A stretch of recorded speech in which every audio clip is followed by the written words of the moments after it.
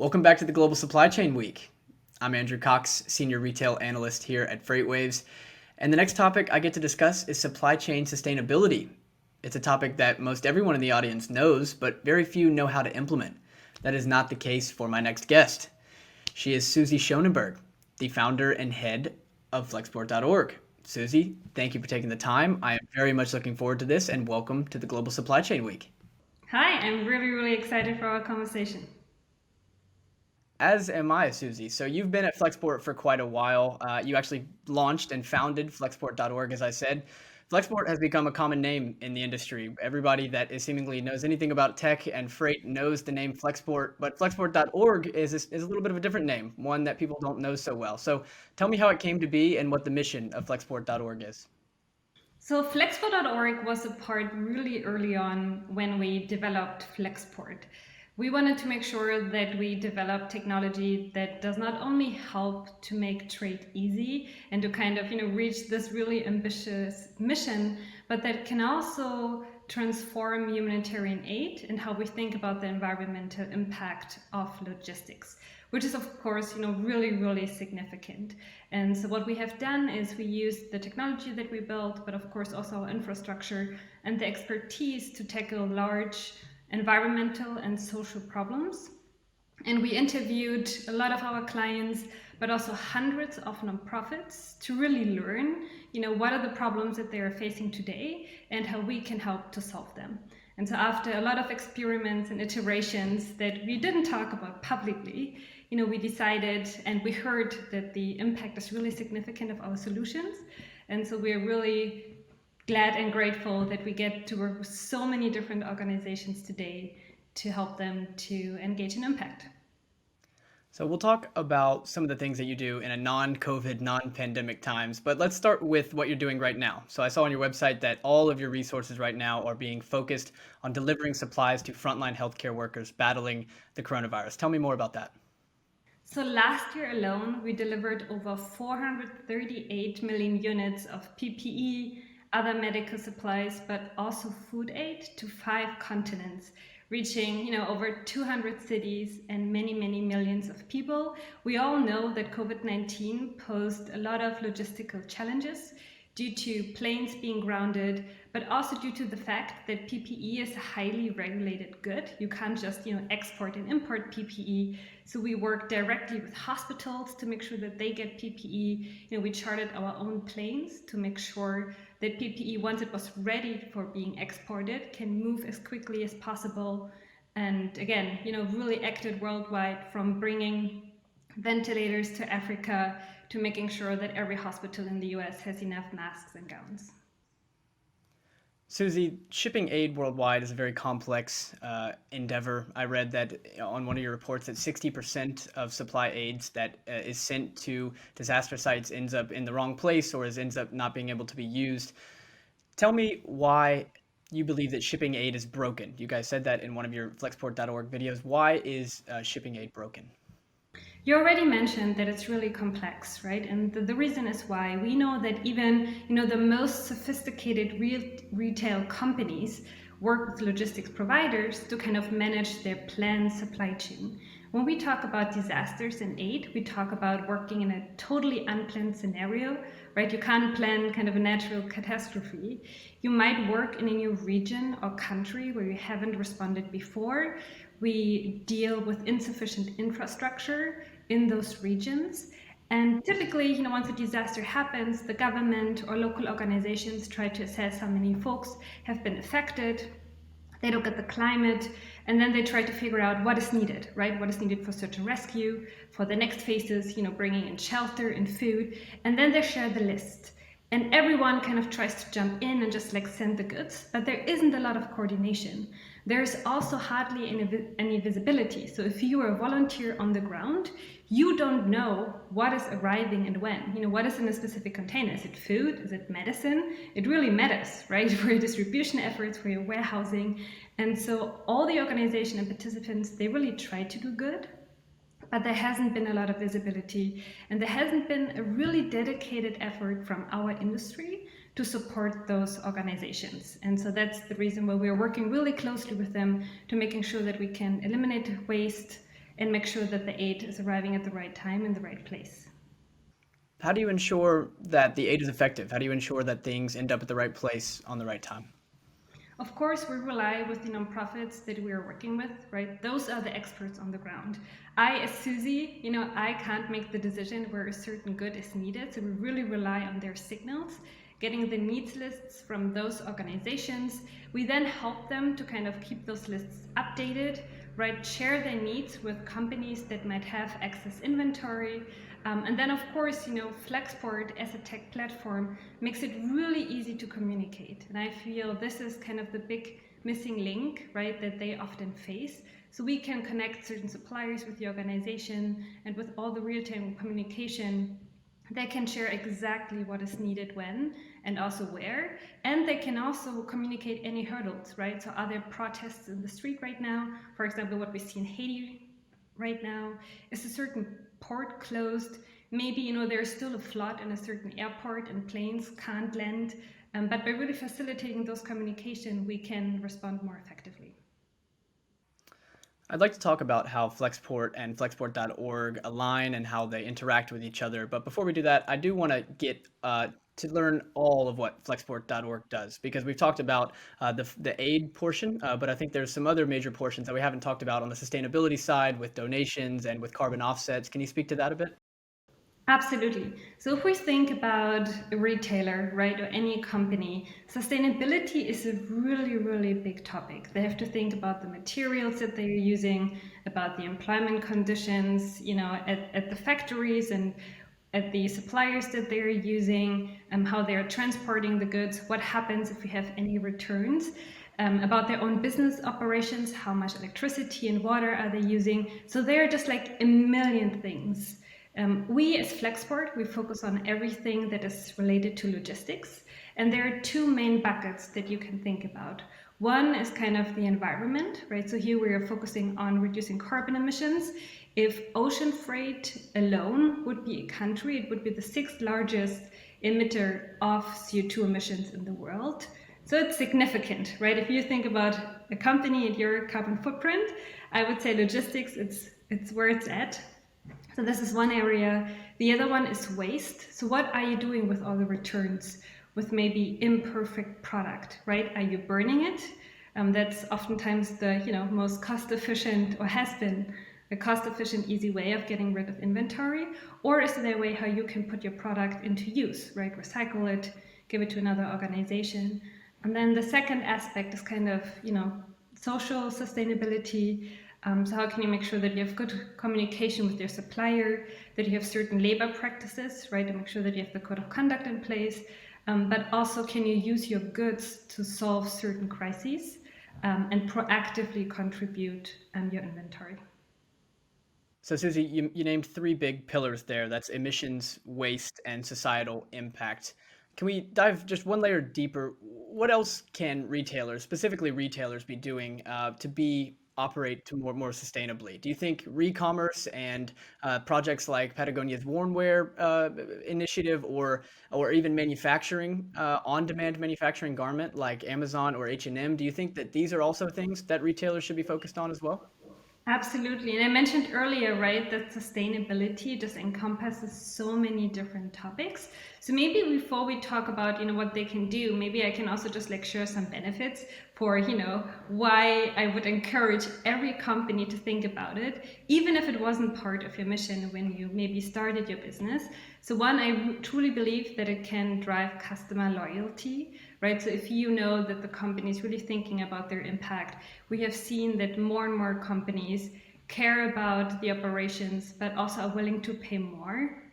It helps with your employees too, right? So more and more employees are critical of kind of, what their company does and where they're spending their time on. We see that it's driving innovation. So there are certain companies, like Cotopaxi, but also many, many others that actually really innovate. Albert's is a great example.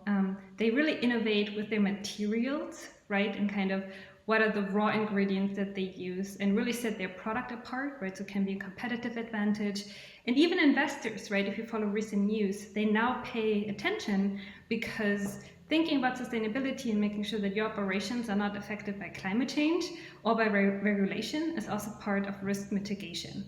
So this is just like, I want to just like make sure that everyone knows there are many, many different benefits that you will also see in your financials if you engage.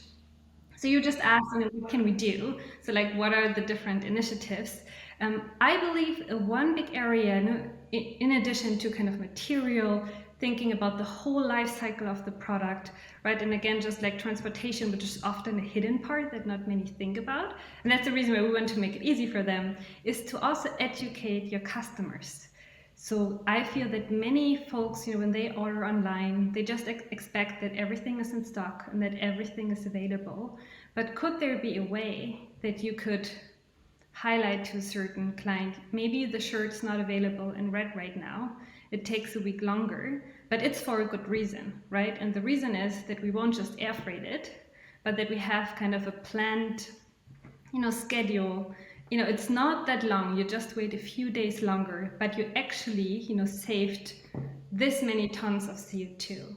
So I feel there's a lot of opportunity for companies to not only work on all those issues, but also make those more transparent and all the benefits related to those efforts to their end customers.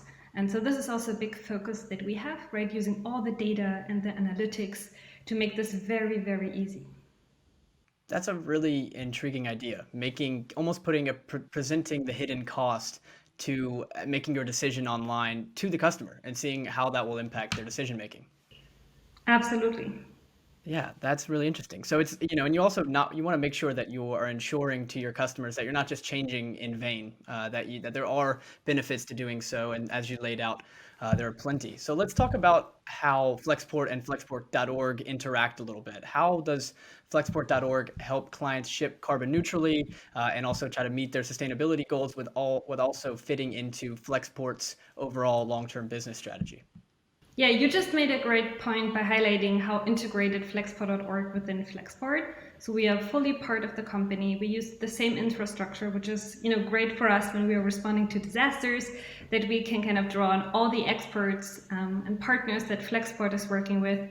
But it also means that all of our programs are integrated in our platform. So what does it mean? It means when you're shipping with Flexport, you automatically see on a shipment level what the carbon emissions are.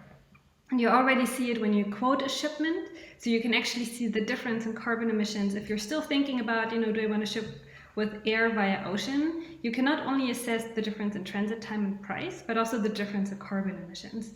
Of course, all the analytics are also presented in an aggregated way, so you can see it in a monthly base. You can see per supplier, per product, per destination country. So you can slice and dice the data how you want. And the same is true with product donations. So if there's excess inventory, you can let us know on the platform that you would like to donate your product, and we can take it from there. So in every aspect, in all the different elements that Flexport is building, Flexport.org is always a part of it.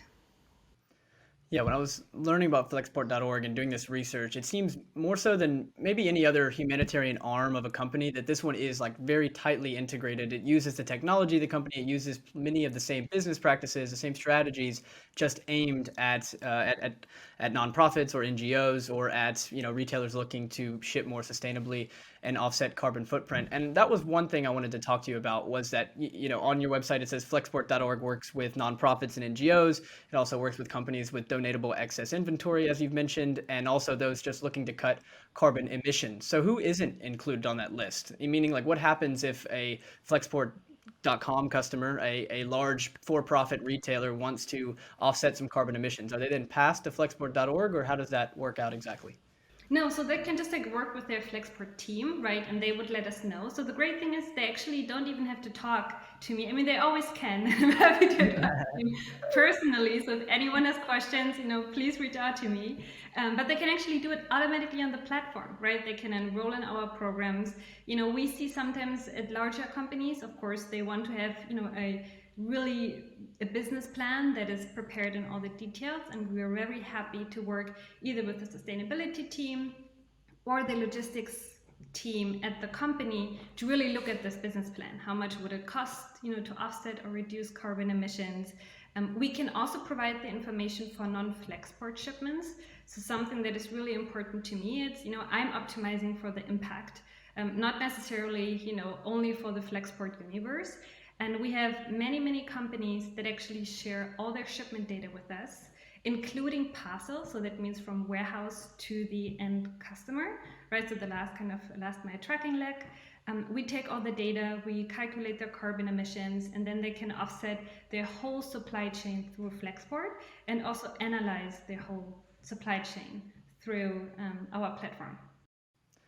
That's something that I hope changes post-COVID, but it seems like the only companies that are willingly and openly sharing data and having the most collaboration and openness are the ones that are focused on sustainability and that aren't, that aren't so focused on competition and focused on meeting an end goal by whatever means. However many people has to come along to get them into that goal, they'll do it. I did have one last question for you. And you may not have the answer to this, but I had read on one of your reports that 60 to 80% on average of every average age budget is spent on supply chain expenses. And that number seems high, but I didn't know what you expected that number should be long term. What should, when people are dividing aid and doing budgets, what do you think is a fair number that should be going to an efficient supply chain where everything is met and not wasted? Yeah, you're right that I don't have the perfect number for you, but what I can tell you is, if you look at many companies, right, the logistics spend might be 5 to 10% of their total budget. And of course, we are talking about different industries, so you can't really compare them one to one. But we know, again, that a lot of things are shipped, right? They might not be needed or they go to waste because they can't be stored in the right way at destination. And those 60 to 80% that aid organizations spend on buying goods and then also shipping the goods equates to about 15 to 20 billion dollars each year, and that's only for the largest organizations. So even if we could just make it 10% more efficient, so we know by working with many nonprofits that they tell us that we save them 20 to 25% compared to what they paid previously. Right, and so if we kind of apply this to kind of the whole spend, it can be significant. So we can unlock millions, hopefully even billions of dollars, so that they can spend it to hire more staff, right, to invest in their programs, and hopefully to reach more people in need. And are those cost savings coming through better tracking and visibility and not having so much waste in the supply chain, or are they coming from Flexport being able to offer them discounted prices on transportation and so on? Great question. So we discount our pricing for any shipment that is going to a good cause. That is true for commercial clients. So for everyone who wants to donate product, we want to make it as affordable as possible and show them it's actually cheaper to donate goods than destroying them.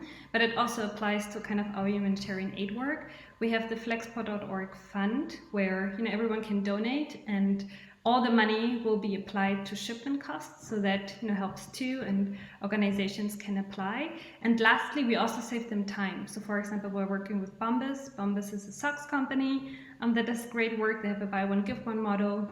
And by using the platform and just like making the communication more efficient, but also developing a new plan for how to donate millions of socks, that's actually not so easy.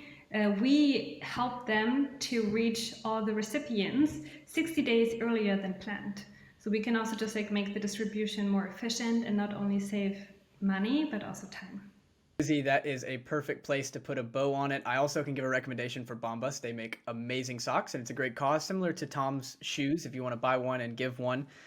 I also wanted to give you a moment to give a shout out to anybody on your team at flexport.org, or also tell anybody in the audience where they should go to learn more about donating to the fund or learn more about participating with flexport.org. Yeah, so if you check out flexport.org, just like as a website, you will find a lot of information, also information for how to contact us. Again, we work with a variety of companies across different sectors, a lot of retailers.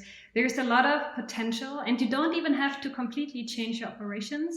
Even if you buy freight as normal, there are a lot of things that you can optimize and improve and we make it really easy. So don't ever hesitate to reach out to us. The other shout out that I want to give is just like to the whole Flexport team, the Flexport.org team in particular. You already said, right, this is something we're doing every day. So we're not donating our time just like, 3 times a year when there's a disaster, but we're working every day with those organizations around the world. And especially last year, everyone really went above and beyond to reach, the millions of people that we did.